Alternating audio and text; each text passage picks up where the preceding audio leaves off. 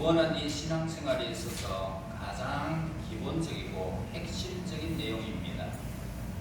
일평생 교회 나와도 지옥 간다면 얼마나 불쌍한 영혼이겠습니까? 오늘 우리가 이 땅에서 신앙생활하는 가장 기본적이고 핵심적인 내용은 우리가 구원이라는 것입니다. 다시 말해서 천국 가는 겁니다. 하나님께서 독생자 예수님을 이 세상에 보내신 목적은 뭡니까? 바로 이 죄인들을 구원하시기 위하여 우리에게 하나님께서 보내주신 것입니다. 그래서 하나님이 세상을 이처럼 사랑했다라고 했습니다. 어떻게요? 예수님을 십자가에 죽이시면서까지 우리를 사랑했다는 것입니다. 그러므로 그분을 예수님을 믿기만 하면 누구든지 구원을 받는다라고 약속하고 있습니다. 그래서 예수 그리스도께서 이 세상에 오신 목적 그 역시 자기 백성을 구원하기 위해서 그렇게 우리에게 오신 것입니다. 또한 성경의 기록 목적도 그를 예수님을 통해서 구원을 받도록 하기 위해서 우리에게 오신 것입니다. 우리가 신앙생활을 하는 궁극적인 목적이 뭡니까? 역시 오늘 우리는 신앙생활을 하는 것도 구원이 있다는 것입니다. 다시 말해서 천국 백성이 되고 또 그 백성으로서 자라나기 위한 그런 하나님께 예배드리는 예식입니다. 그래서 하나님의 사랑과 구원의 확실성을 진정으로 깨달았을 때에 우리는 더욱 하나님을 사랑하게 되어지고 또 그 구원의 은총을 우리에게 허락하신 하나님을 감사하게 됩니다. 그리고 자발적으로 교회에 나와서 충성하게 되고 봉사하게 되고 헌신하게 되는 것입니다. 그러면 우리가 이 구원의 개념에 대해서 우리가 생각해 볼 필요가 있습니다. 디모데전서 1장 15절에 이렇게 말씀합니다. 믿보다 모든 사람이 받을 만한 이 말이요 그리스도 예수께서 죄인을 구원하시려고 세상에 임하셨도다 하였도다. 죄인 중에 내가 개순이라 라고 고백하는 바울의 모습을 보게 됩니다. 구약에서의 이 구원은 주로 물질적 구출 또는 구체적인 구출 그렇게 우리에게 말씀하고 있는데 즉 구원을 개인이나 한 백성이 처하여 있거나 위협을 당하고 있는 그 여러 환경 속에서 영위하는 그런 생활과 관계를 가지는 것입니다. 그리고 이 구약에서의 구원은 어떤 개인에 대한 것보다는 집안 혹은 국가적인 이스라엘 백성들의 그 국가적인 차원에서 더 구원을 강조한 바 있습니다. 역사적 구원과는 필연적으로 역사의 완성으로서의 종말적 그런 구원관을 그렇게 산출한 것입니다. 그래서 구약에서 구원은 본질적으로 하나님의 역사에 의해서만 가능했고 따라서 개인이나 민족의 구주가 되시는 분은 오직 하나님 한 분이셨습니다. 그리고 구원은 인간 가운데 내재하지 않고 또 구원의 조건 또한 인간에게는 없습니다. 우리가 천국 가고 싶어도 내가 스스로는 갈 수가 없습니다. 아무리 돌을 닦아도 그리고 내 일생 동안 그냥 이 땅에서 고행을 한다 할지라도 우리는 스스로 천국을 갈 수가 없습니다. 천국을 가는 길도 모릅니다. 그러나 예수님께서 우리에게 오셔서 나는 길이요 진리요 생명이다 라고 하셨습니다. 길은 무슨 길입니까? 천국 가는 길입니다. 예수님을 믿으면 천국 가는 길이 우리에게 펼쳐지게 될 것이고 또 우리가 예수님을 믿었다면 우리는 생명을 얻는 것입니다. 죽음에서 생명. 그래서 오늘 우리는 예수님께서 허락하신 이 귀한 말씀을 믿고 그대로 우리가 따라가는 천국 백성이 된 것입니다. 구약에서의 이 구원의 대부분 생활 그 가운데서는 현실적으로 육체적 구원인 반면에 신약에서는 제시하는 이 구원은 주로 죄와 그 결과로부터 영원히 구원받는 것입니다. 죄 악으로부터 영원히 구원받는 것이 신약의 구원입니다. 그래서 신약에서의 복음의 선포는 각 개개인에게 영혼의 대상으로 가고 있습니다. 아버지가 믿는다고 해서, 아버지가 교회를 나간다고 해서 자녀들이 교회 가는 것이 아니에요. 내가 믿어서 천국 가는 거예요. 그래서 이 구원은 우리 한 사람 개인에게 허락하신 것입니다. 그래서 오늘 이 신약에서의 복음의 선포는 각 개인의 영혼을 대상으로 하고요. 그리고 예수님을 받아들인 각 사람은 사회적으로 민족적 상황과 상관없이 개인적으로 모두가 하나님의 나라에 들어갈 수 있는 구원의 백성이 되는 것입니다. 그래서 신약의 구원은 역사 속에서 이루어지는 하나님의 행위와 장차 올 완전한 구원을 말하면서 개인적인 구원을 말하고 있는 것이 특징이다 할 수가 있습니다. 신약의 성도들도 구약의 이스라엘 백성들처럼 종말론적인 구원을 지향하고 대망하고 있습니다. 다시 말해서 예수님이 공중에서 구름을 타고 이 땅 위에 올라간 것처럼 다시 오시겠다 약속하고 있습니다.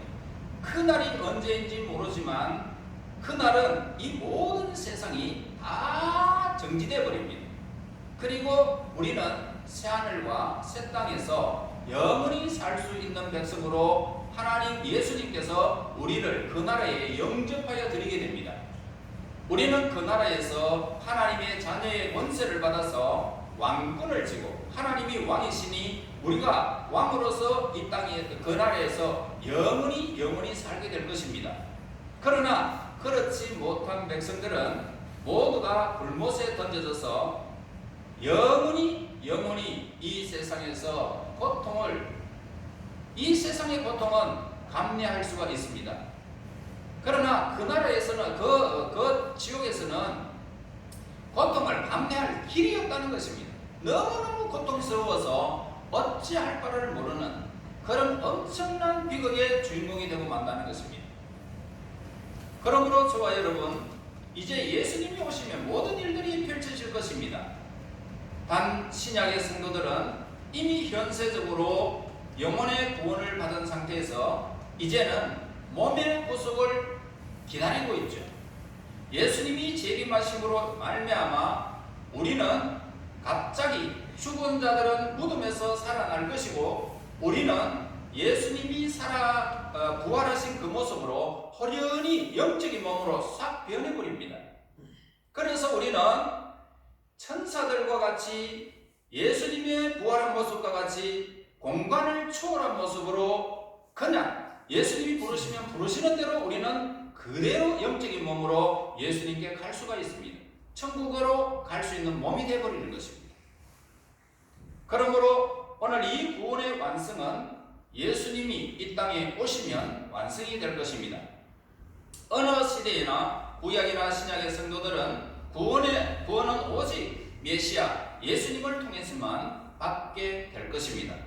다른 이름으로서는 우리에게 구원을 준 일이 우리에게 없기 때문입니다. 인도에 가면, 그리고 일본에 가면 신들이 수억 개가 됩니다. 그러나 그 모든 신들의 자기들이 만들었는 것에 불과한 것 뿐이지, 신은 오직 하나님, 유일하신 하나님밖에는 없습니다. 자, 그 다음에 구원의 주제를 우리에게 알아야 되겠습니다. 마태복음 19장 26절에 보면 예수께서 그들을 보시며 이르시되 사람으로는 할 수 없으나 하나님으로서는 다 하실 수 있느니라. 자, 인간은 구원을 필요로 하는 존재로서 구원의 대상이 됩니다. 따라서 결코 구원의 주체가 될 수가 없는 것입니다. 인간은 하나님으로부터 지음을 받은 피조물이기 때문에 창조주 하나님께 대하여 완전히 의존적인 존재라는 것입니다. 그래서 여기서 인간의 구원 역시 하나님을 의존해야 되고, 인간 스스로 자신을 구원할 수 없다는 사실을 우리는 잘 알 수 있습니다. 타락으로 인하여 인간은 전적으로 부패했고 무능력하기 때문입니다. 이는 인간에게 일반적인 선이나 의로움 또는 힘이나 능력이 전혀 없다는 의미가 아니라 인간의 본질이 부패했고 비정상적이고 제약됐다라는 뜻이고, 또한 이 결과 자연인은 어떠한 영적 선도 행할 수가 없다는 것입니다. 그래서 사람들에게 한번 물어보세요.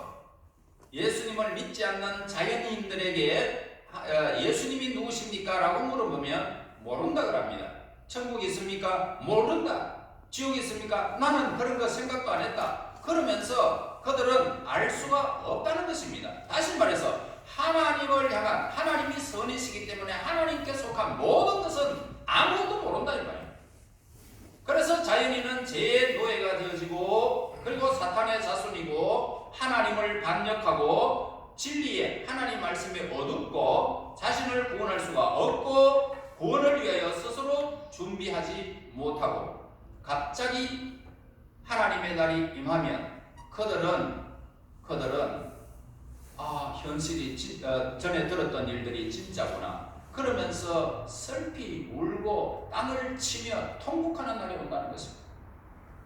영원히 구원은 오직 하나님의 주권적 사역에서만 이루어지는 것입니다. 곧 구원의 주체는 하나님이십니다. 과연 타락한 이 피조물에 대하여 창조주 하나님께서 구원하시고 또한 전적으로 부패하고 무능력한 죄인들에게 밖으로부터 전능하신 힘과 하나님의 은총이 임하여 구원이 우리에게 임하게 되는 것입니다. 구원은 성삼위 하나님께서 공동으로 협력하여 이루는 사역입니다. 성부와 성자와 성령께서 합동하는 것입니다. 그래서 성부 하나님께서는 구원을 계획을 세우셨습니다. 구원을 계획을 세우시고 인간을 구원하시고자 하시는 그 하나님의 사랑의 뜻은 먼저 계획과 구체적이 되어졌습니다. 다음으로는 성자 예수님이 구원을 집행하러 이 땅에 오신 것입니다. 영원 전에 성부께서 계획하신 죄인들을 구원하기 위하여 성육신 하셔서 예수 그리스도께서 이 땅에 오신 것입니다. 이것이 바로 크리스마스, 예수님의 탄생, 예수님이 오신 날입니다. 그리고 성부 하나님께서 계획하시고 성자 예수님이 이루신 이 구원은 성령 하나님이 오늘 우리에게 임재하셔서 우리가 그 모든 하나님의 계획과 예수 그리스도께서 행하신 구체적인 이 사역을 전부 다 알 수 있도록 우리 마음의 문을 활짝 열고 그분이 들어오셔서 우리를 진리 가운데로 인도하는 것입니다. 적용시킨다 이 말이에요. 하나님의 말씀을 적용시키는. 그래서 우리가 성령을 통해서 우리가 예수님을 알았고, 성령을 통해서 하나님을 알았고, 성령을 통해서 천국을 알았고, 성령을 통해서 지옥을 아는 것입니다. 그래서 우리는 그 사실을 믿음으로 구원이 이루어지는 것입니다. 믿음도 성령의 은사로서 성령이 우리에게 임하셨기 때문에 믿음이 우리에게 온 것입니다. 그래서 믿음으로 우리는 구원을 받은 것입니다. 그러면 구원의 대상이 뭘까? 요한복음 8장 47절에 말합니다. 하나님께 속한 자는 하나님의 말씀을 듣나니 너희가 듣지 아니하면 하나님께 속하지 아니하였음이라 했습니다. 무슨 말씀이에요? 하나님께 속한 사람은 하나님 말씀이 들려오지만 예배 중에도 하나님 말씀이 들려지지 않는 그 사람은 하나님께 속한 자가 아니랍니다. 그래서 하나님께 구원하시려는 대상은 온 세상 모든 사람들이라는 견해입니다. 즉 하나님의 구원의 대상은 만민입니다. 피부 색깔 관계가 없어요. 남녀노소 관계가 없어요. 그래서 예수님의 속죄 사역은 만인을 위한 것입니다. 물론 성경에는 예수님이 세상의 구주이시며 세상을 위해서 죽으셨다라고 기록하고 있습니다. 그러나 이러한 표현들은 유대인들만을 위한 구원이라는 잘못된 개념으로 바로잡기 위해서 강조하여 쓴 말입니다. 따라서 온 세상 구원설은 인간 의지 중심의 인본주의적 사고다라고 할 수가 있습니다. 그것은 하나님의 주권과 영광을 약화시키고 인간의 자유의지와 능력을 강조한 것입니다. 그래서 오늘 개혁주의에서는 만인이 구원의 대상이다라는 여타 교파의 교리적 주장들과는 달리 철저히 하나님께서 어떤 사람을 너는 내 것이다라고 지명한 사람, 선택한 사람, 그 사람들이 하나님의 구원의 대상이라는 것입니다. 그래서 온전히 구원을 받는다. 누가? 하나님의 선택된 백성만 구원받는다는 것입니다. 그래서 하나님께서 타락하여 스스로 구원할 수 없고 따라서 멸망할 수밖에 없는 죄인들을 불쌍히 여기셔서 메시아 예수님을 통해서 구원의 계획을 세우셨고, 아울러 예수님 안에서 죄인들 중에 어떤 이들은 선택하사 구원하기로 예정하신 것입니다. 그러므로 우리가 교회에 와서 하나님의 말씀을 듣고 그 말씀을 따라서 내가 이제 하나님의 백성, 천국의 백성으로서 자라가기 위하여 하나님의 말씀에 귀를 기울이고, 그리고 그 말씀을 날마다 듣고 싶어하는 사람, 그리고 예배하고 싶은 사람, 나는 천국 가고 싶다라는 마음이 늘 드는 그 사람은 하나님께서 이미 선택한 사람입니다. 얼마나 우리가 행복한 사람일까요? 우리는 하나님께서 우리를 구원하기로 작정하신 선택된 백성이기 때문에 그 사람들이 하나님의 말씀을 이렇게 듣게 되는 것입니다. 그래서 오늘 우리는 많은 사람들이 복음의 선포를 듣지만은 결국은 어떻습니까? 하나님의 택하신 자들만이 구원을 받게 된다는 것입니다. 그래서 하나님께서 택하신 자들만 예수님께로 인도되어지고, 성령을 통해서 우리가 예수님을 믿게 되어지고, 그 믿음으로 우리는 하나님의 확실한 구원을 받게 되는 것입니다. 자, 이제 각 사람은 구원을 이제 소원해야 할 것입니다. 그 구원을 위하여 하나님의 말씀하신 그 방법에 따라서 진실로 회개하고 예수 그리스도를 나의 구주입니다, 나의 하나님이십니다, 나를 구원하신 예수님, 나의 죄를 위하여 십자가에서 피 흘려 죽으시고 그 부활하신 생명으로 나에게 생명을 부어주신 하나님 감사합니다, 고백해야 됩니다. 그래서 오늘 우리는 이제 하나님의 백성으로 거듭나게 될 것입니다. 오늘 우리는 하나님의 이끄심에 따라서 성령의 역사하심을 받아서 예수님을 구주로 믿게 된 우리는 이제 특별히 하나님께서 복받게 하시는, 하나님이 복 내려주시는 그 복의 대상이 되어지는 것입니다. 그래서 예수 그리스도 안에서 구원받은 즐거움을 이제 구원받은 하나님의 백성답게 우리는 감사해야 될 것이고, 주일을 하나님의 날인 줄 기억하고 거룩하게 지켜야 될 것이고, 그리고 우리는 감격하며 이 땅에 내가 어떤 일이 있어도 내 삶을 하나님께로 향하고 살아가야 됨을 우리는 가르쳐 주고 있습니다. 우리에게.